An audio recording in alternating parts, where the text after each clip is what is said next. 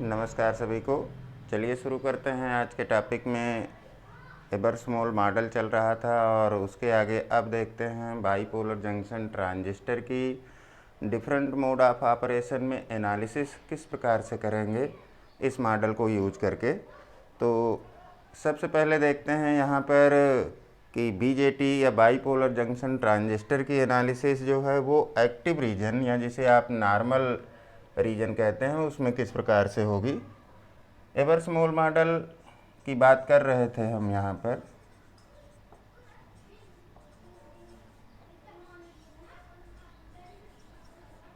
और इस एबर्समोल मॉडल में अब आपको एनालिसिस करनी है बीजेटी की। Analysis of BJT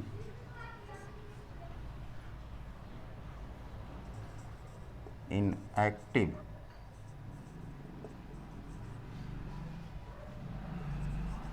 reason. Active region में एनालिसिस करेंगे। एक्टिव रीजन का मतलब कि जो आपकी जंक्शन है दोनों पीएन जंक्शन, यहाँ पर अगर हम ट्रांजिस्टर की बात करते हैं और ट्रांजिस्टर कुछ इस प्रकार से आपका बना हुआ है।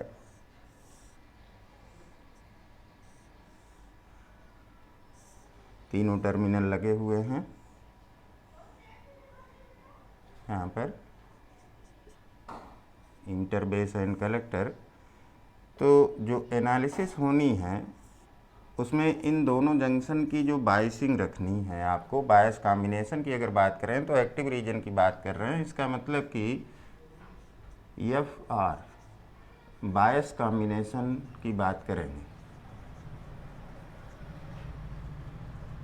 एफ आर बायस कॉम्बिनेशन मतलब कि जो इमिटर बेस जंक्शन है आपकी जे ई, इसको फॉरवर्ड बायस रखना है और जो कलेक्टर बेस जंक्शन है इसको रिवर्स बायस रखना है। ये आपकी कलेक्टर बेस जंक्शन है जे सी, इसको रिवर्स बायस रखेंगे। और ये आपके तीनों टर्मिनल हैं इमिटर बेस जंक्शन के साथ और कलेक्टर बेस जंक्शन के साथ। इमिटर बेस एंड कलेक्टर ये इस प्रकार से आपके टर्मिनल होंगे। और जब हम यहाँ पर ट्रांजिस्टर को यूज करेंगे, मान लीजिए कि आपका ट्रांजिस्टर एन पी एन है, तो इस कंडीशन में जो इमिटर करंट है ये बाहर की तरफ आई ई, कलेक्टर करंट इनवर्ड डायरेक्शन में आई सी, और बेस करंट आई बी भी आपकी इनवर्ड डायरेक्शन में होगी। ये यहाँ पर हम इस प्रकार से बाइसिंग की बात करेंगे। और इस कंडीशन में अब ट्रांजिस्टर आपका जो है वो एक्टिव रीजन में वर्क कर रहा है। अब जब ट्रांजिस्टर आपका एक्टिव रीजन में काम कर रहा है तो इस कंडीशन में यहाँ पर अगर हम दोनों जंक्शन की बात करते हैं, इमिटर बेस जंक्शन जिसे आप जे ई कह रहे हैं, ये आपकी फॉरवर्ड बायस है।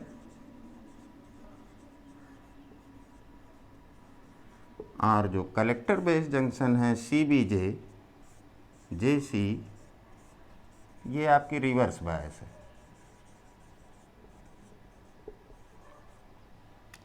अब जब यहाँ पर इस प्रकार की सिचुएशन है और कलेक्टर बेस जंक्शन की अगर हम बात करें कि ये रिवर्स बायस है, तो यहाँ पर जो बाइसिंग बैटरी आप लगाते हैं वो बाइसिंग बैटरी लिखते हैं वी सी बी। यहाँ पर कलेक्टर और बेस के बीच में लगने वाली बैटरी है और इसको आपने लिखा था यहाँ पर बी बी सी। और यहाँ पर जो बैटरी लगती है इसको लिखते हैं वी बी ई। ये दो बैटरी आप यूज करते हैं। अगर आपने कहा कि कलेक्टर बेस जंक्शन यहाँ पर रिवर्स बायस है, चूँकि ट्रांजिस्टर आपका एक्टिव मोड ऑफ ऑपरेशन में वर्क कर रहा है या आप उसी को नॉर्मल मोड ऑफ ऑपरेशन कहते हैं, तो इसका मतलब ये हुआ कि जो वी बी सी है, बेस और कलेक्टर के बीच में जो वोल्टेज लगा हुआ है, ये आपका निगेटिव होगा। नेगेटिव क्यों होगा? क्योंकि रिवर्स बायस आपने लिया है और जब वोल्टेज की हम बात करते हैं, वोल्टेज जब P से N की डायरेक्शन में पढ़ा जाएगा तब तो पॉजिटिव होगा। लेकिन यहाँ पर आप जानते हैं कि इसको रिवर्स बायस करने के लिए n को जो है VBC के पॉजिटिव टर्मिनल से और P को जो है नेगेटिव टर्मिनल से जोड़ना पड़ेगा। मतलब कि P साइड में बैटरी का नेगेटिव टर्मिनल होना चाहिए और N साइड में बैटरी का पॉजिटिव टर्मिनल, लेकिन P से N की डायरेक्शन में वोल्टेज को पॉजिटिव पढ़ते हैं और यहाँ पर बैटरी उसकी रिवर्स डायरेक्शन में है, इसलिए ये वोल्टेज आपका निगेटिव होगा। और अगर ये वोल्टेज आपका निगेटिव है, VBC निगेटिव है, इसका मतलब ये हुआ कि जो VBC का मैग्नीट्यूड है, मॉड ऑफ VBC, ये वेरी ग्रेटर देन होगा VT, voltage equivalent of temperature के। और अगर ये सिचुएशन है तो आप लिख सकते हैं कि जो exponential power VBC upon VT, ये जो टर्म आपका एवर्स-मोल इक्वेशन में आता है, ये आपका वेरी लेस देन 1 होगा, या आप कह सकते हैं कि नियरली 0 हो जाना चाहिए। इसका मतलब ये हुआ कि अगर हम exponential power VBC upon VT -1 का ये कंप्लीट टर्म देखते हैं तो इसको लिख सकते हैं कि ये नियरली -1 के इक्वल होगा। ठीक है, यहाँ पर ये एक्सपोनेंशियल टर्म आपका -1 के इक्वल आएगा।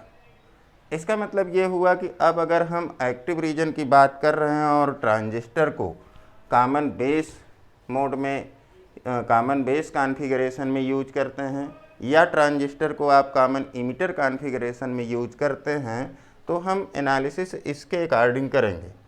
तो यहाँ पर जो BJT की एनालिसिस हो रही है एक्टिव रीजन में, अब आइए देखते हैं यहाँ पर कि अगर BJT आपका कॉमन बेस कॉन्फ़िगरेशन में यूज हो रहा है, जैसा कि डायग्राम में दिखाया जा रहा है कि बेस टर्मिनल को हमने कॉमन रखा है, यहाँ पर ग्राउंडेड कर दें, बेस टर्मिनल कॉमन रखा गया है। तो इस सिचुएशन में किस प्रकार से एनालिसिस करेंगे,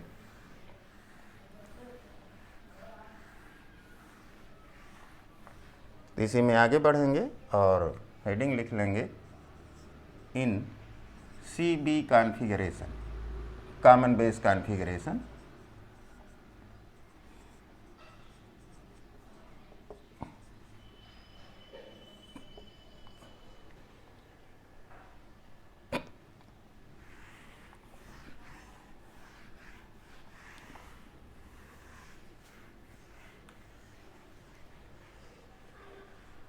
कॉमन बेस कॉन्फ़िगरेशन और एबरमोल मॉडल को यूज करना है, इसलिए यहाँ पर हम एबरमोल मॉडल की पहली इक्वेशन, जैसा कि आपने लिखा था, फ्रॉम द एबरमोल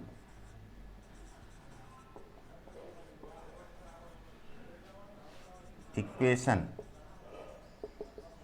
1, इक्वेशन 1 जो आपने लिखा था उसमें आपने लिखा था कलेक्टर करंट की value IC equal to alpha n IE minus ICO e power VBC upon VT -1, ये इक्वेशन आपने लिखी थी। एबरमोल मॉडल की पहली इक्वेशन आपने इस प्रकार से लिखी थी। और आपने यहाँ पर देखा कि जब ट्रांजिस्टर आपका forward reverse bias combination means active region में वर्क कर रहा है, तो उस कंडीशन में आपने इसकी वैल्यू इस एक्सपोनेंशियल टर्म के साथ, ये जो ब्रैकेट में वैल्यू है, इसकी वैल्यू को -1 के साथ शो किया था। इसका मतलब कि इस इक्वेशन को हम रिड्यूस कर सकते हैं। यहाँ पर इसको इक्वेशन नंबर A1 ले लिया जाए अगर, तो आप लिख सकते हैं इक्वेशन A1 में reduce as IC equal to लिख सकते हैं अल्फ़ा n IE, -1 केवल इसकी जगह पर रखेंगे, ये माइनस है, प्लस हो जाएगा ICO। ये इक्वेशन आपको मिल जाएगी। कॉमन बेस कॉन्फ़िगरेशन के केस में इक्वेशन नंबर A2 आप लिख सकते हैं। और इस इक्वेशन में जो यहाँ पर ये क्वांटिटी है, इसको आप ध्यान करें तो हमने बताया था कि ये आपकी लीकेज करंट होती है, और एबरमोल मॉडल के केस में ये डायोड जो कलेक्टर जंक्शन की जगह पर लगा था, जिसे आपने डायोड डीसी कहा था, उसके लिए ये रिवर्स सैचुरेशन करंट है। और इस रिवर्स सैचुरेशन करंट की वैल्यू वेरी स्मॉल होती है। मतलब कि अगर ट्रांजिस्टर आपका एक्टिव मोड में है, इन active region ICO is very small, that is ICO की अगर बात करें तो ये नियरली आपकी नैनो एम्पियर के आर्डर की होगी। 1 नैनो एम्पियर ले लें, मतलब कि 10⁻⁹ एम्पियर के आर्डर की है। एंड अगर यहाँ पर हम IE की बात करते हैं, इमीटर करंट, तो IE नियरली 1 मिली एम्पियर के आर्डर की है, मतलब कि 10⁻³ एम्पियर के आर्डर की है।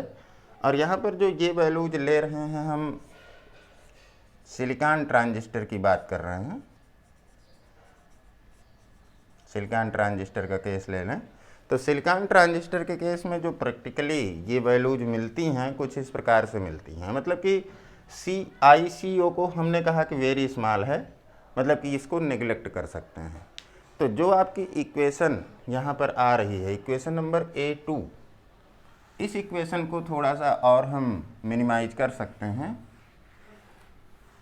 तो आप लिख सकते हैं IE की वैल्यू यहाँ पर 10⁻³ एम्पियर, 1 मिली एम्पियर के इक्वल लिखी गई है, और ICO की वैल्यू 1 नैनोमीटर। IE की वैल्यू 1 मिली एम्पियर के आर्डर की है। देयरफॉर आप लिख सकते हैं इक्वेशन नंबर A2 से, A2 implies that IC is nearly equal to αn IE। इसके बराबर लिख सकते हैं, यहाँ पर ये इक्वेशन मिलेगी, इक्वेशन नंबर A3। और इस इक्वेशन से आप देख रहे हैं कि जो IC और IE के बीच की रिलेशनशिप है, वो रिलेशनशिप y = mx के फॉर्म की इक्वेशन के रूप में है। मतलब कि एक स्ट्रेट लाइन का फॉर्मेशन हो रहा है। मतलब आप ये कह सकते हैं कि जो IC और IE की रिलेशनशिप है वो लीनियर रिलेशनशिप है। That is IC and IE are in linear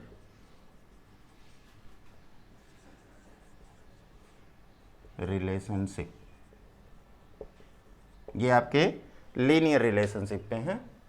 और अगर लीनियर रिलेशनशिप में हैं तो यहाँ पर चूंकि कॉमन बेस कॉन्फ़िगरेशन की जब आप बात करते हैं तो IE आपकी कंट्रोलिंग करंट होती है।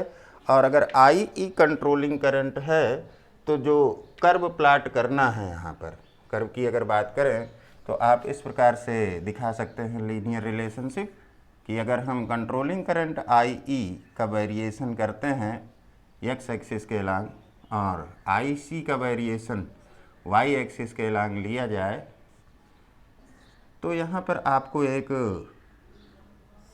स्ट्रेट लाइन मिलेगी इस प्रकार से, और दोनों लीनियर रिलेशनशिप में हैं। जब इस प्रकार की कंडीशन आती है कि ट्रांजिस्टर में इनपुट आउटपुट एक दूसरे के साथ लीनियर रिलेशनशिप में हो, मतलब कि इनपुट करंट के साथ आउटपुट करंट का वेरिएशन लीनियर हो रहा हो, तो ट्रांजिस्टर उस सिचुएशन में एम्प्लीफिकेशन कंडीशन के लिए बेस्ट सुटेबल होगा। दैट इज ट्रांजिस्टर इज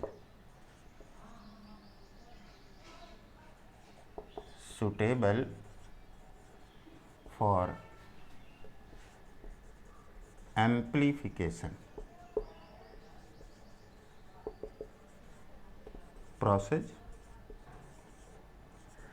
मतलब कि इक्वेशन नंबर A3 की बात करें तो ये एम्पलीफायर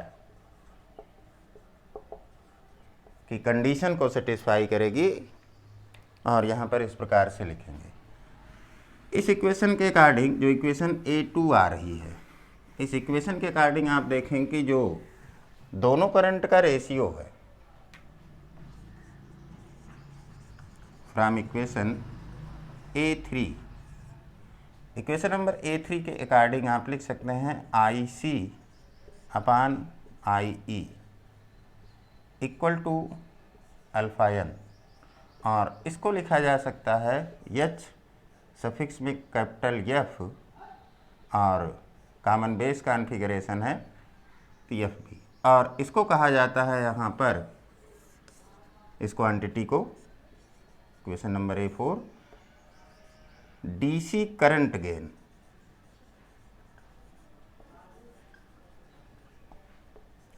इन CB configuration, common base configuration है, और उस कंडीशन में ये आपका DC करंट गेन कहलाएगा, क्योंकि यहाँ पर IC और IE का कोई वेरिएशन हम शो नहीं कर रहे हैं। लेकिन यही रिलेशनशिप अगर आपकी AC के केस में निकालनी है, अल्टरनेटिंग करंट की बात करनी है, मतलब कि IC और IE में स्मॉल वेरिएशन यूज करना है, तो उस सिचुएशन में क्या लिखेंगे, और उसके लिए हम इक्वेशन नंबर A2 पर वापस लौटेंगे। तो अगर हम यहाँ पर स्मॉल वेरिएशन शो करते हैं, आगे देखें,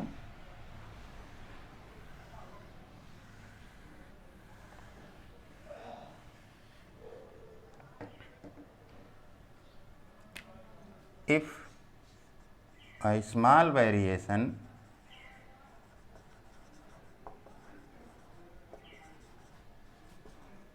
takes place in emitter current IE and collector current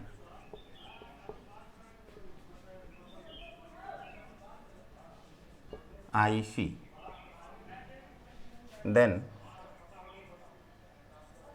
equation A2 may be written as, equation number A2 की हम बात करेंगे, और A2 आपकी कौन सी इक्वेशन थी जिसमें आपने लिखा था IC equal alpha n IE plus ICO, मतलब कि वहाँ से आप लिख सकते हैं इस इक्वेशन को IC, और इसमें स्मॉल वेरिएशन शो किया जाए delta IC equal to alpha n IE, emitter current में भी स्मॉल वेरिएशन शो करें डेल्टा IE का, plus ICO। Equation number A2 इस फॉर्म में आ जाएगी, और इसको इक्वेशन नंबर यहाँ पर बना दें। अब कितनी इक्वेशन हो गई थी आपकी,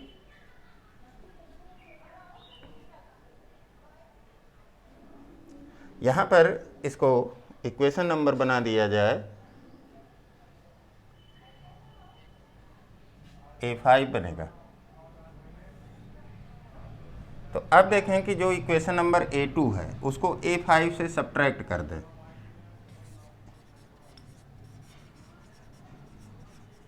subtracting equation A2 from equation A5 we get, subtract करेंगे तो आपको मिल जाएगा delta IC equal to alpha n delta IE plus ICO की बात करें तो ये कैंसिल आउट हो जाएगा, केवल ये इक्वेशन आपको मिलेगी, इक्वेशन नंबर A6 कह सकते हैं। और इस इक्वेशन से फिर आप देख रहे हैं कि जो चेंज इन कलेक्टर करंट है वो चेंज इन इमिटर करंट के साथ लीनियर रिलेशनशिप में है, दैट इज यहाँ से आप लिख सकते हैं delta IC upon delta IE equal to alpha n, और यहाँ पर इसको लिखते हैं H स्मॉल f B, चूँकि स्मॉल वेरिएशन के लिए है तो यहाँ पर सफिक्स स्मॉल लेटर में यूज करेंगे HFB, और इसको कहते हैं AC current gain.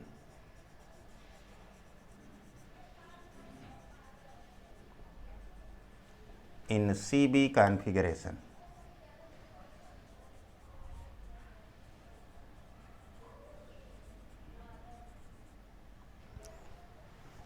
AC current gain in CB configuration. अब दोनों इक्वेशन से आप देखें, इसके पहले आपने लिखा था delta IC upon delta IE। सो आप लिख सकते हैं कि जो H सफिक्स में कैपिटल FB है ये इक्वल होगा H सफिक्स में स्मॉल FB। मतलब कि DC current gain AC current gain के बराबर है। और ऑलरेडी यहाँ पर जो स्मॉल वेरिएशन है दोनों करंट का, ये भी लीनियर रिलेशनशिप में ही है। मतलब कि इस कंडीशन में ट्रांजिस्टर के लिए जो इनपुट और आउटपुट करंट की रिलेशनशिप है, या इनपुट और आउटपुट करंट में स्मॉल वेरिएशन की जो रिलेशनशिप है वो लीनियर रिलेशनशिप में रहेगी। ये आपने यहाँ पर देखा कॉमन बेस कॉन्फ़िगरेशन के लिए एनालिसिस एक्टिव रीजन में। और अब आइए देखते हैं कि कॉमन इमिटर कॉन्फ़िगरेशन अगर हम यूज करें तो क्या रिलेशनशिप आएगी, किस प्रकार से एनालिसिस करेंगे। तो अब आगे हेडिंग लिख लेंगे यहाँ पर इन CE configuration. Common emitter configuration की बात करें और कॉमन इमिटर कॉन्फ़िगरेशन में हम यहाँ पर एनालिसिस करेंगे। तो कॉमन इमिटर कॉन्फ़िगरेशन की जब हम बात करेंगे तो जो आपकी इक्वेशन आई थी शुरुआत में एवरमोल मॉडल के अकॉर्डिंग, कॉमन बेस में जो आपने इक्वेशन लिखी थी, जिसको आपने यहाँ पर इक्वेशन नंबर A2 बनाया था, उस इक्वेशन में IE को रिप्लेस करेंगे और बेस करंट को इंट्रोड्यूस करेंगे। क्योंकि जब हम कॉमन इमिटर कॉन्फ़िगरेशन की बात करते हैं तो यहाँ पर देखें कि ट्रांजिस्टर को कॉमन इमिटर कॉन्फ़िगरेशन में, यहाँ पर हम सिंबल के फॉर्म में दिखा दे रहे हैं, NPN ट्रांजिस्टर है। इमिटर को ग्राउंडेड कर देंगे, ये आपका इमिटर टर्मिनल है। बेस पर इनपुट करंट लेते हैं और कलेक्टर पर आउटपुट करंट आपकी मिलती है। यहाँ पर ये आपकी IC, यहाँ पर IB और यहाँ पर आपकी इमिटर करंट IE। इस प्रकार से कुछ आप कॉन्फ़िगरेशन यूज करते हैं। यहाँ पर आपको आउटपुट मिलता है और यहाँ पर इनपुट प्रोवाइड करते हैं।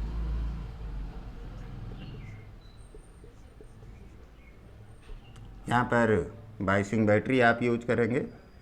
और क्योंकि एक्टिव मोड की बात कर रहे हैं तो ये जो आपकी इमिटर बेस जंक्शन है, बेस और इमिटर के बीच में, ये जंक्शन आपकी फॉरवर्ड बायस रहेगी। यहाँ पर कलेक्टर टर्मिनल की बात करनी है अब, तो इसको रिवर्स बायस रखेंगे। और जब रिवर्स बायस रखते हैं तो कलेक्टर बेस जंक्शन यहाँ पर रिवर्स बायस रहेगी। एक्टिव रीजन की बात करनी है कुछ इस प्रकार से। अब अगर आप CE कॉन्फ़िगरेशन को यूज कर रहे हैं तो इस कंडीशन में अब जो आपकी इक्वेशन आई थी, लिखेंगे आप directly from above equation A2 using relation, transistor का रिलेशन यूज करेंगे और वो रिलेशन है आपका IE equal to IB plus IC। Conservation of charge की बात करते हैं। नोडल एनालिसिस में इन तीनों करंट के लिए जो रिलेशनशिप है ट्रांजिस्टर के लिए, ये हमेशा होल्ड करेगी। और इक्वेशन A2 को यूज करना है। इक्वेशन A2 एक बार हम फिर से लिख दे रहे हैं कि इक्वेशन A2 थी आपकी IC equal to alpha n IE plus ICO। और यहाँ पर IE की वैल्यू इस इक्वेशन से आप सब्स्टिट्यूट करेंगे तो ये इक्वेशन आपकी मिल जाएगी IC equal alpha N I B plus I C plus I C ओ, ये इक्वेशन आ जाएगी। मतलब कि इक्वेशन नंबर A2 कुछ इस फॉर्म में कॉमन इमिटर कॉन्फ़िगरेशन के लिए यूज होगी। अब इक्वेशन A2 जब इस फॉर्म में आ गई, आप चाहें तो इसको इक्वेशन नंबर यहाँ पर बना सकते हैं। A7 तक चले गए थे, यहाँ पर कॉमन इमिटर कॉन्फ़िगरेशन की बात कर रहे हैं, इसको हम इक्वेशन नंबर B1 बना लें। तो यहाँ पर इस इक्वेशन को आपने लिखा इस फॉर्म में, और इस इक्वेशन से आप लिख सकते हैं I C into 1 minus alpha N equal to alpha N I B plus I C O, and this will provide I C equal to alpha N upon 1 minus alpha N I B plus I C O upon 1 minus alpha N.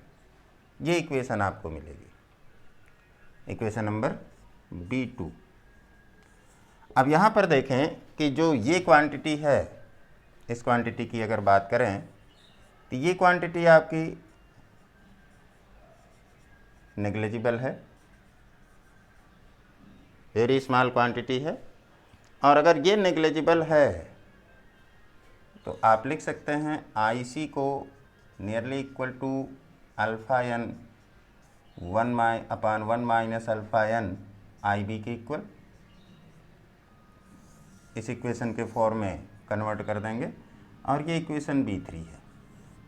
Equation number B3 से देखें कि already अब भी यहाँ पर जो relationship है input current IB और आउटपुट करंट IC के साथ, ये लीनियर रिलेशनशिप है।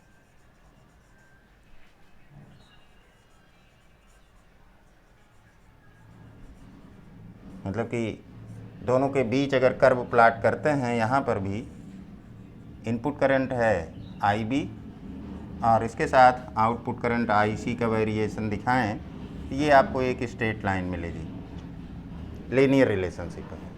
मतलब कि ट्रांजिस्टर आपका एज एम्पलीफायर यूज होने के लिए सुटेबल है, और ये कंडीशन आपकी कहलाती है एम्पलीफायर कंडीशन।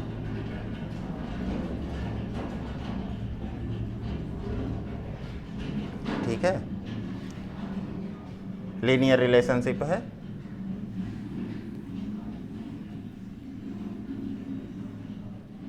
इस इक्वेशन B3 के अकॉर्डिंग आप लिख सकते हैं IC upon IB equal to आ जाएगा alpha N upon 1 minus alpha N, और इसको कहा जाता है यहाँ पर H capital F E common emitter है। इक्वेशन नंबर B4, और ये कहलाता है आपका DC करंट गेन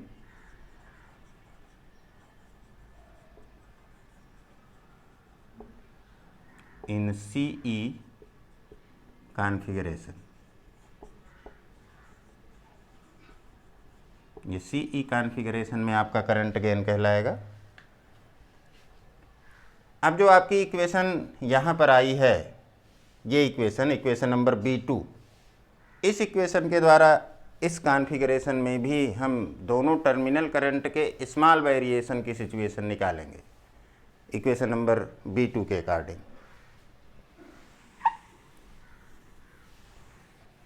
तो आप सिंपली लिख सकते हैं यहाँ पर for small variation in IB and IC, जो दोनों आपकी टर्मिनल करंट हैं कॉमन इमिटर कॉन्फ़िगरेशन में, equation B2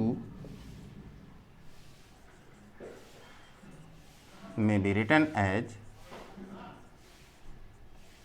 equation number B2 की बात करें तो अब आप लिख सकते हैं IC plus delta IC equal to आ जाएगा alpha N upon 1 minus alpha N IB plus delta I B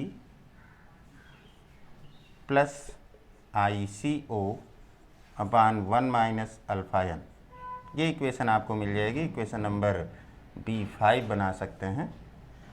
और अब अगर हम इक्वेशन नंबर B5 से B2 को सब्ट्रैक्ट कर दें,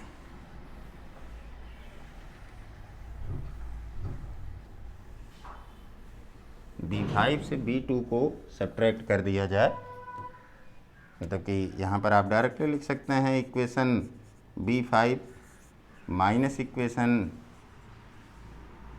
B2 implies that delta I C equal to alpha N upon 1 minus alpha N delta I B.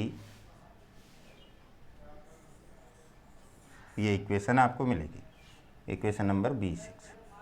और यहाँ पर भी आप देख रहे हैं कि जो चेंज इन कलेक्टर करंट है वो चेंज इन बेस करंट के साथ लीनियर रिलेशनशिप में है।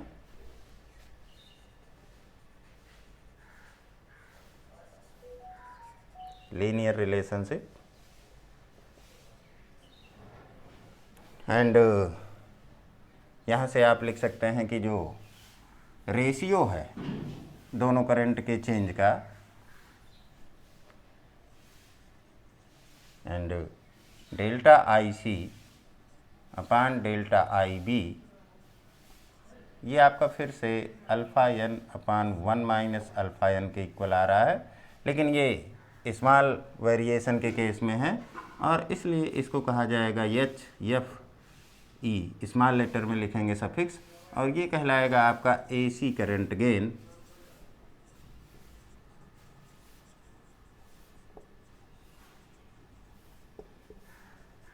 इन सीई कॉन्फ़िगरेशन।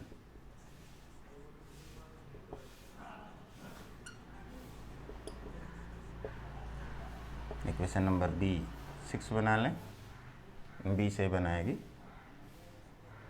और इक्वेशन नंबर B6 और B7 के अकॉर्डिंग आपने यहाँ पर देखा कि ये आपका स्मॉल करंट गेन है, मतलब कि एसी करंट गेन है।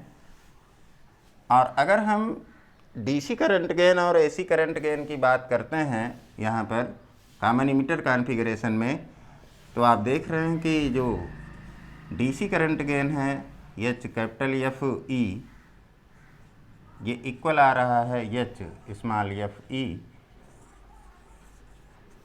ये इक्वेशन आपको मिल जा रही है और ऑलरेडी यहाँ पर लीनियर रिलेशनशिप में है दोनों करंट का वेरिएशन डेल्टा आई बी और डेल्टा आई सी। तो ये तो यहाँ पर कंप्लीट एनालिसिस हुई नॉर्मल मोड या एक्टिव मोड में जब आपका ट्रांजिस्टर वर्क कर रहा है, और हमने एनालिसिस की एबर मोल इक्वेशन का यूज करके, मतलब कि एबर मोल मॉडल के अकॉर्डिंग हमने यहाँ पर ट्रांजिस्टर की नॉर्मल मोड या एक्टिव मोड ऑफ ऑपरेशन में वर्किंग देखी और उसकी एनालिसिस की। इसके बाद अब हम ट्रांजिस्टर के अगले मोड पर चलेंगे और ये मानते हैं कि transistor inverse mode active region में है। इन्वर्स मोड एक्टिव रीजन का मतलब कि अभी तक आपने यहाँ पर forward reverse bias combination use किया था, और जब इन्वर्स की बात कर रहे हैं इसका मतलब कि reverse forward bias combination use करेंगे। तो आइए अगले पॉइंट पर चलते हैं।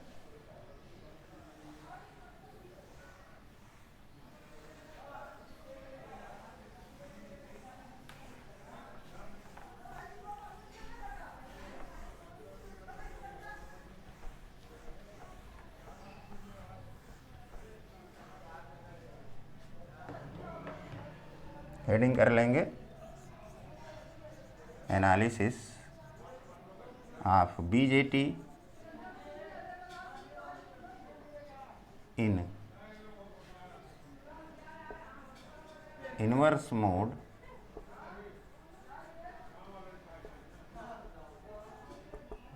Active region.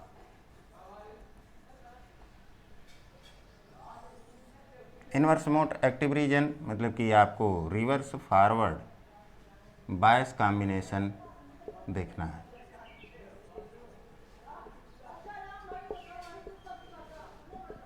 इस कॉम्बिनेशन की बात करेंगे यहाँ पर। और जब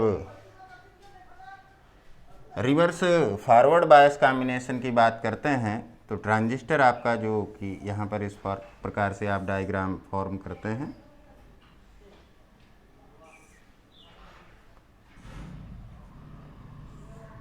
इंटर बेस एंड कलेक्टर तीनों टर्मिनल की अगर हम बात करें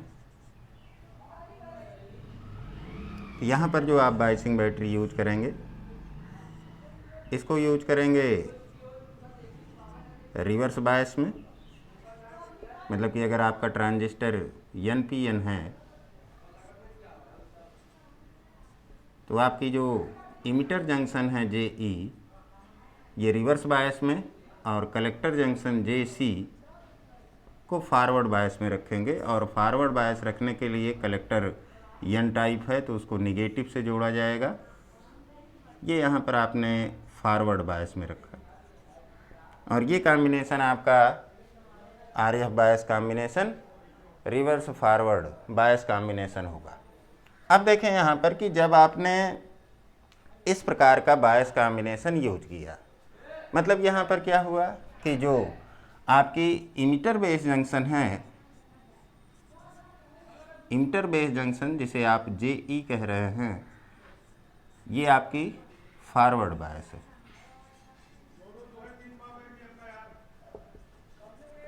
और कलेक्टर बेस जंक्शन जिसे आप JC कह रहे हैं ये रिवर्स बायस है।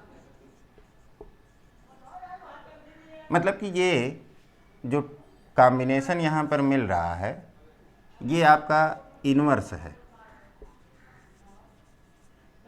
इन्वर्स मोड है। किसका इन्वर्स मोड है? एक्टिव रीजन का, इसीलिए इसको कहा गया inverse mode active region.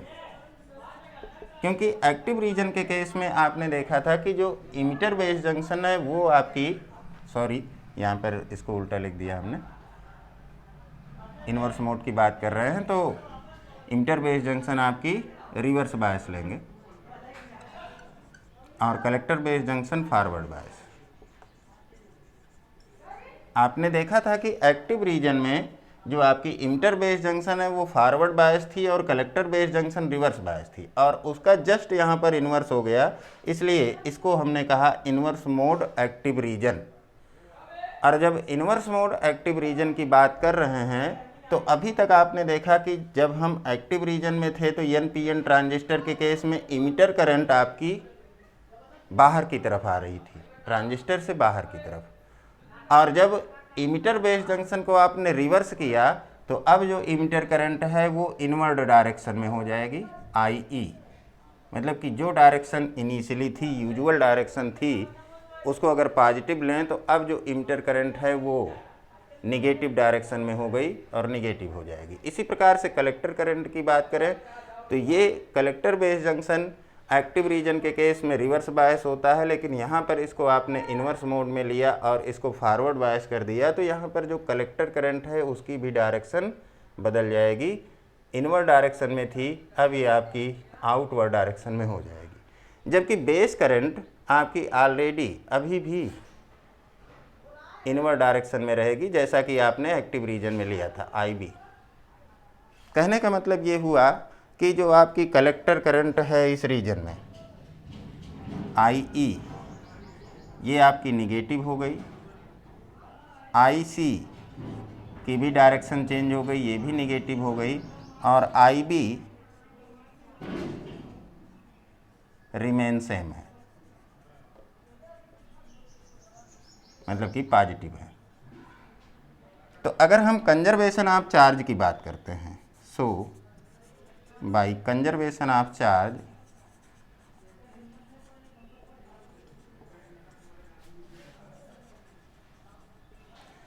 Conservation of charge के अकॉर्डिंग यहाँ पर अब देखें कि जो दोनों करंट इनवर्ड हैं इनका सम करेंगे और आउटवर्ड जो करंट है उसके इक्वल दिखाएंगे। लेकिन इनवर्ड करंट में IE निगेटिव है तो -IE plus IB equal to आएगा -IC। और ये रिलेशनशिप ऑलरेडी आपको प्रोवाइड करेगी कि जो IE है वो आई बी प्लस आई सी के बराबर है। मतलब कि कोई भी मोड ऑफ ऑपरेशन लें ट्रांजिस्टर के केस में, ये इक्वेशन आपकी इंटैक्ट रहेगी, इसमें कोई परिवर्तन नहीं होगा। इतनी बात क्लियर है सबको। अब आइए आगे देखते हैं कि अगर हम एबरमोल मॉडल की इक्वेशन को यूज करते हैं, क्योंकि हमको एनालिसिस एबरमोल मॉडल के अकॉर्डिंग करनी है, तो यहाँ पर एबरमोल मॉडल के लिए इमीटर करंट की इक्वेशन लिखेंगे, और वो इक्वेशन एबरमोल मॉडल के फर्स्ट सेट ऑफ इक्वेशन की इक्वेशन नंबर 2 थी। पिछले लेक्चर में आपने देखा था, तो हम वहाँ से शुरुआत करेंगे। अब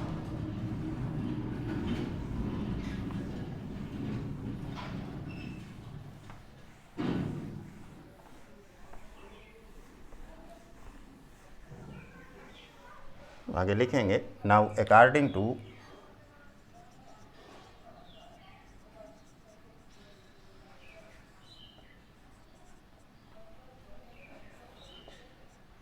एबरमोल इक्वेशन, और ये इक्वेशन वहाँ पर इक्वेशन नंबर 2 थी एबरमोल मॉडल में, एबरमोल इक्वेशन 2। और एबरमोल इक्वेशन 2 के अकॉर्डिंग आपने लिखा था आई ई की वैल्यू आपने निकाला था equal to alpha I C plus I E O E power V D E upon V T -1। याद करिए, पिछले लेक्चर में हमने ये इक्वेशन लिखी थी इमीटर टर्मिनल के थ्रू जो करंट फ्लो कर रही है एबरमोल मॉडल में। और इस इक्वेशन में अब देखें कि जो ये क्वांटिटी है V B E upon B T, ये नेग्लिजिबल होगी, क्योंकि यहाँ पर इसको रिवर्स बायस में जोड़ा है। तो डायरेक्टली लिख सकते हैं, सिंस इमीटर बेस जंक्शन, जिसे आप जे ई कहते हैं, इज रिवर्स बायस। और रिवर्स बायस है तो यहाँ पर जो वोल्टेज लगता है, इसे आपने यहाँ पर लिखा है वी बी ई, ये निगेटिव होगा, that is V B E negative. So exponential power, या आप यहाँ से एक चीज़ और दिखा सकते हैं कि जो magnitude of V B E है वो very very greater than V T है, लेकिन निगेटिव है। तो exponential power V B E upon V T, ये आपका नेग्लिजिबल होगा, वेरी स्मॉल होगा, that is E power V B E upon V T -1। इस इक्वेशन का जो ये टर्म है, ये आपका -1 के इक्वल हो जाएगा। इसको यहाँ पर इक्वेशन E1 बना लेते हैं। तो जब इस प्रकार से आपने लिखा, तो अब आप कह सकते हैं therefore equation E1 will become as, यहाँ से आप इस इक्वेशन को मिनिमाइज करेंगे और लिख सकते हैं आई E equal to alpha I सी, और ये आ जाएगा आपका माइनस आई ई ओ। ये इक्वेशन मिलेगी, इक्वेशन नंबर E2। यहाँ पर फिर से देखें कि ये जो करंट थी, आपने जो डायोड इमीटर बेस जंक्शन की जगह पर डायोड DE एबरमोल मॉडल में कनेक्ट किया था, उसके थ्रू फ्लो करने वाली रिवर्स करंट है, रिवर्स सेचुरेशन करंट, और ये यहाँ पर नेग्लिजिबली स्मॉल है।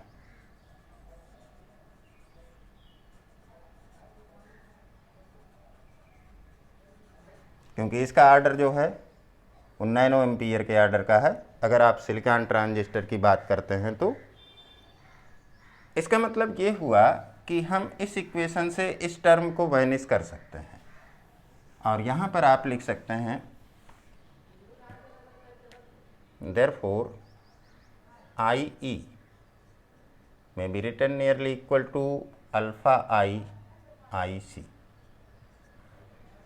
ये इक्वेशन आपको मिल जाएगी। इक्वेशन नंबर आ जाएगी आपकी E3। ठीक है।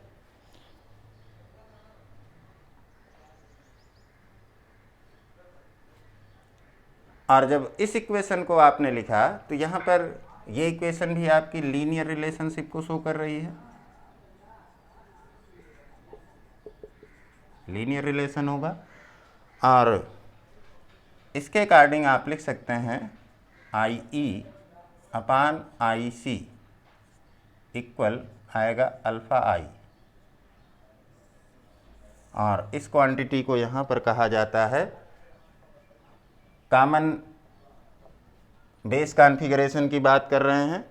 और यहाँ पर जो ये वैल्यू लिखी जा रही है, चूँकि अल्फ़ा आई के बारे में हमने बात की थी कि ये आपका रिवर्स मोड में या इन्वर्स मोड में करंट गेन है, और ये करंट गेन आपका स्मॉल करंट गेन होता है। Small current gain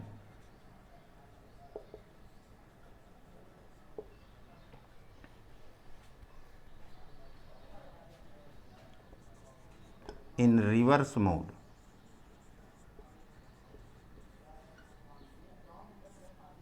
equation number E4।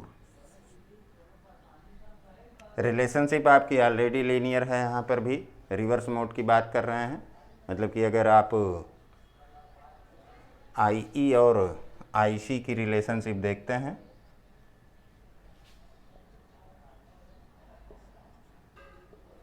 ये रिलेशनशिप लीनियर ही रहेगी।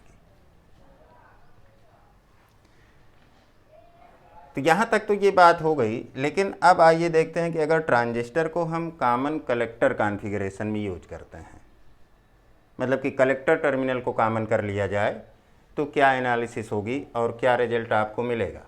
क्योंकि यहाँ पर इन्वर्स मोड की बात कर रहे हैं। एक्टिव रीजन के केस में आपने कॉमन इमीटर कॉन्फ़िगरेशन देखा था, यहाँ पर देखते हैं कॉमन कलेक्टर कॉन्फ़िगरेशन।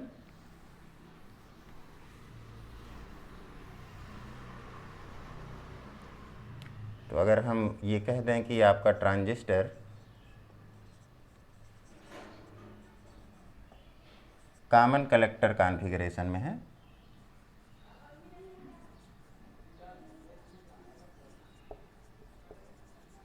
इसे सिंपली CC लिख सकते हैं।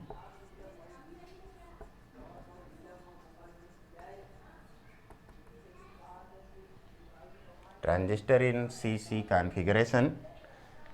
तो CC कॉन्फ़िगरेशन की अगर हम बात करते हैं तो ट्रांजिस्टर की जो स्ट्रक्चर है कुछ इस प्रकार से आप शो कर सकते हैं। यहाँ पर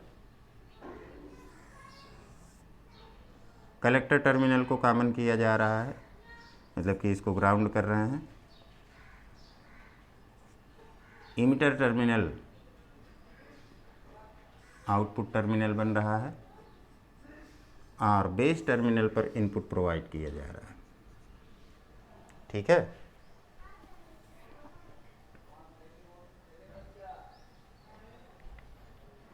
तो यहाँ पर अब ये जो इक्वेशन आ रही है, इक्वेशन नंबर E2, ये इक्वेशन आप देख रहे हैं कि IE के रिस्पेक्ट में IC की बात कर रहे हैं। लेकिन जब आपने कॉमन कलेक्टर कॉन्फ़िगरेशन को यूज किया तो कॉमन कलेक्टर कॉन्फ़िगरेशन के केस में यहाँ पर चूँकि ट्रांजिस्टर आपका इन्वर्स मोड में है और आपने दिखाया था कि जो इमिटर करंट है अगर इन्वर्स मोड है, यहाँ पर आपने NPN ट्रांजिस्टर लिया, तो NPN ट्रांजिस्टर के केस में इन्वर्स मोड है, तो आपने दिखाया था कि जो इमिटर करंट जो कि एक्चुअली आउटवर्ड डायरेक्शन में होनी चाहिए वो इनवर्ड डायरेक्शन में थी, IE। कलेक्टर करंट जो कि एक्चुअली इनवर्ड डायरेक्शन में थी एक्टिव मोड के केस में, वो यहाँ पर इन्वर्स मोड की बात चल रही है, तो ये आपकी आउटवर्ड डायरेक्शन में हो जाएगी IC, और यहाँ पर होगी IC आउटवर्ड डायरेक्शन में। और जो बेस करंट है वो आपकी इनवर्ड डायरेक्शन में ही है, यूजुअल डायरेक्शन में IB। मतलब कि अगर हम IE की बात करें तो इसको हमने कहा था कि ये निगेटिव होगा, IC भी आपका जो है ये निगेटिव होगा, क्योंकि डायरेक्शन दोनों की अपोजिट ली जा रही है यूजुअल डायरेक्शन से। और इस केस में जो आपकी इक्वेशन है, इक्वेशन नंबर E2, इस इक्वेशन से अगर हम आगे बढ़ें तो यहाँ पर आपको लिखना क्या है, इनपुट करंट यहाँ पर बेस है और आउटपुट पर आपकी इमीटर करंट मिल रही है। मतलब कि इस इक्वेशन से हम यहाँ पर कलेक्टर करंट को रिमूव करेंगे और उसकी जगह पर इमीटर करंट को इंट्रोड्यूस करेंगे। तो यहाँ पर लिख सकते हैं ट्रांजिस्टर के लिए कंजर्वेशन ऑफ चार्ज के अकॉर्डिंग जो रिलेशनशिप है IE equal to IB plus IC, इसको आपने पहले ही दिखाया कि ये होल्ड करेगा चाहे जो भी मोड ऑफ ऑपरेशन हो, चाहे एक्टिव मोड हो चाहे इन्वर्स मोड हो। और इस इक्वेशन के अकॉर्डिंग आप यहाँ पर IC की वैल्यू लिख सकते हैं और IC आपको मिल जाएगा IE माइनस IB के इक्वल। ठीक है, इस वैल्यू को सब्स्टिट्यूट करें, substituting value of IC in equation A2 नहीं E2, यहाँ पर जो इक्वेशन मिली थी E2, इसमें वैल्यू पुट करना है।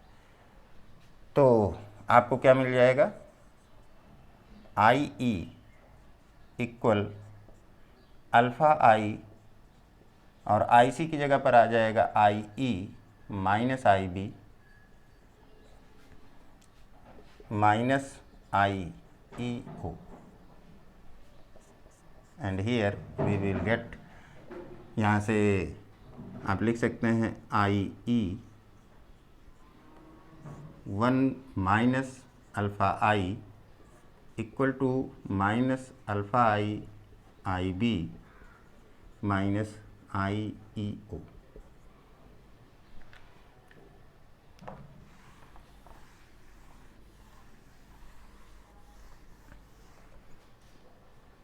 ठीक है, तो यहाँ से आप निकाल सकते हैं IE equal to minus alpha I upon 1 minus alpha I, ये क्वांटिटी निगेटिव साइन के साथ, IB minus IEO upon 1 minus alpha I, ये क्वांटिटी आ जाएगी। इक्वेशन नंबर इसको बना दें यहाँ पर E3। ठीक है, इस इक्वेशन को आपने यहाँ पर ऑब्टेन कर लिया। अब यहाँ पर जो ये टर्म आ रहा है ये वेरी स्मॉल होगा, नेग्लिजिबल होगा। क्यों नेग्लिजिबल होगा, because IEO is very small, very small है, नैनो एम्पियर के आर्डर की आती है, क्योंकि आपकी ये लीकेज करंट या रिवर्स सैचुरेशन करंट है, इसको आपने वेरी स्मॉल कहा। देयरफॉर यहाँ से आप लिख सकते हैं IE nearly equal to minus alpha I upon 1 minus alpha I IB, ये इक्वेशन आपकी मिली। और ये इक्वेशन यहाँ पर कॉमन कलेक्टर कॉन्फ़िगरेशन के लिए है, और जो मोड ऑफ ऑपरेशन है वो inverse mode of operation active region का है। ठीक है, तो ये इक्वेशन आपको मिलेगी यहाँ पर। और इस इक्वेशन के अकॉर्डिंग अब हम यहाँ पर अगर गेन की बात करते हैं कॉमन कलेक्टर कॉन्फ़िगरेशन में, तो आप लिख सकते हैं this implies that IE upon IB base current, ये आपकी आउटपुट करंट है इमीटर करंट और ये है इनपुट करंट, इक्वल टू आएगा minus of alpha I upon 1 minus alpha I। मतलब कि आप देख रहे हैं कि जो गेन है, करंट गेन है कॉमन कलेक्टर कॉन्फ़िगरेशन में, वो निगेटिव आ रहा है, निगेटिव आ रहा है। और इसको यहाँ पर कहा जाता है H capital FC, current gain है, हाइब्रिड पैरामीटर H पैरामीटर के फॉर्म में लिख रहे हैं। और ये करंट गेन यहाँ पर कॉमन कलेक्टर कॉन्फ़िगरेशन में है, और इस करंट गेन को यहाँ पर कहा जाएगा DC करंट गेन।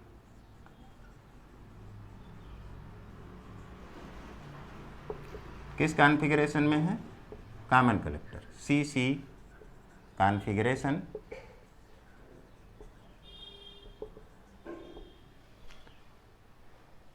ठीक है, मतलब कि अगर आप यहाँ पर वेरिएशन शो करना चाहते हैं इस इक्वेशन के अकॉर्डिंग,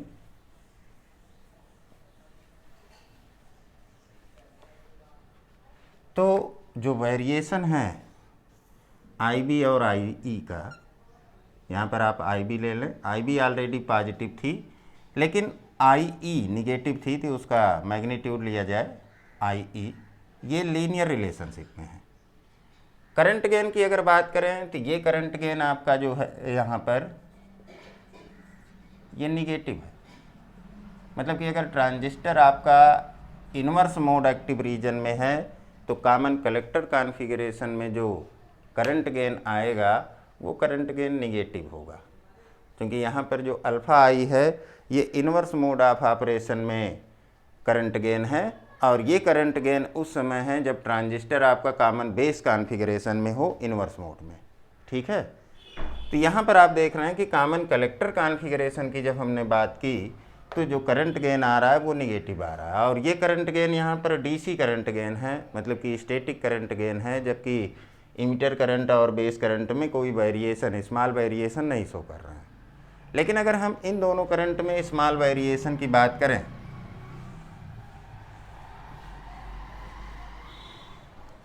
तो इस सिचुएशन में आप लिख सकते हैं for small variation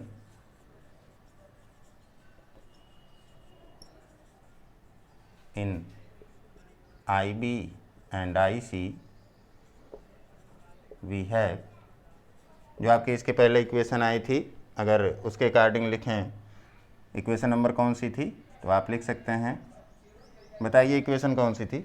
IE plus delta IE equal to आ जाएगा आपका minus alpha I upon 1 minus alpha I,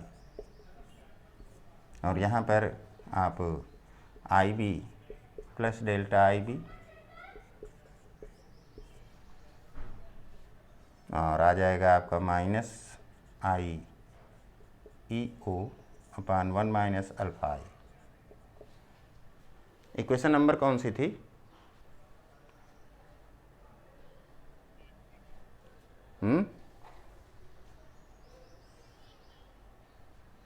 E5 ये, और जिस इक्वेशन के साथ हमने वेरी किया वो कौन सी इक्वेशन थी? E2।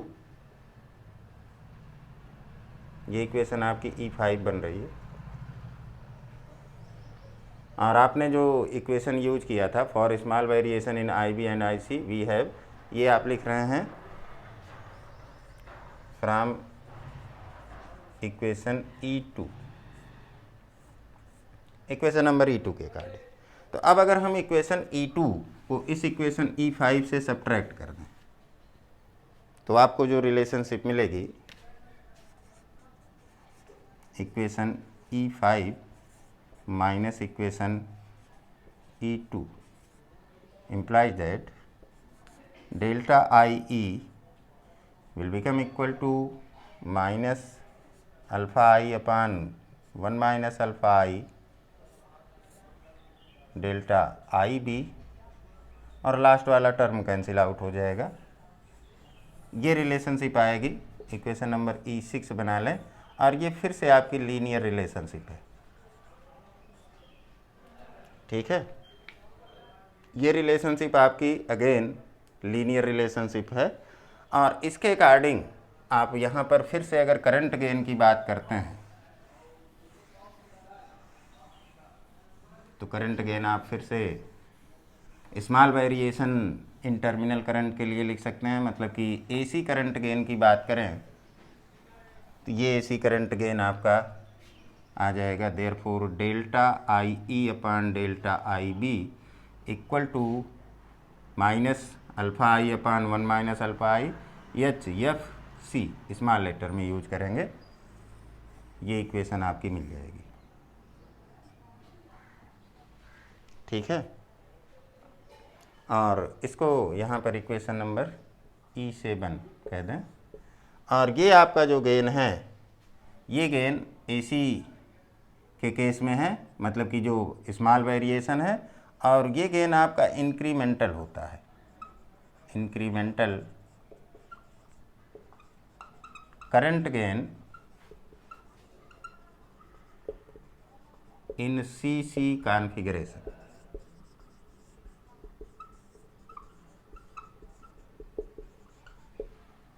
इंक्रीमेंटल करंट गेन है। जो आपकी दोनों इक्वेशन मिल रही हैं करंट गेन के लिए, जो इसके पहले आपने लिखा था डीसी करंट गेन, उसके अकॉर्डिंग आप देखें तो जो एच कैपिटल एफ सी है ये इक्वल आएगा एच स्मॉल एफ सी, मतलब कि दोनों करंट गेन इक्वल हैं, लेकिन दोनों करंट गेन निगेटिव है। मतलब कि सी कॉन्फ़िगरेशन की अगर बात कर रहे हैं तो जो करंट गेन है वो निगेटिव होगा। आगे आप लिख लेंगे इन सी कॉन्फ़िगरेशन